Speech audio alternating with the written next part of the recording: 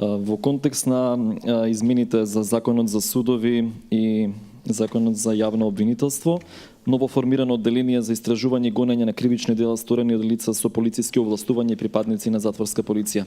Дали ова се однесува индиректно за настаните од 27 април? Дали тој закон би ги опфатил условно речено и оние кои што сега се под истрага за настаните од крвавиот четврток?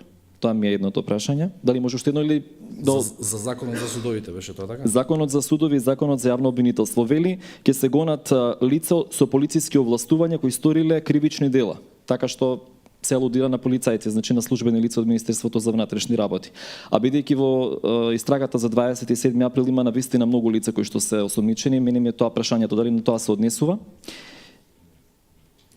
Да ги поставам дополнителните или додиме прашање по прашање? Правната постапка за 27 е во тек.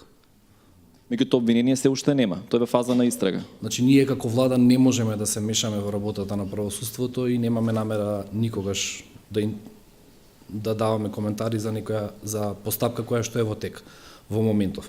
Ова предлог законско решение ќе важи од моментот кој ќе биде нели објавено во службен весник, во моментов се работи за предлог за изменување и дополнување. Предлог, што значи дека следува редовна постапка во Собранието на Република Македонија, кои лица се ќе ги опфати ќе видиме по донесувањето.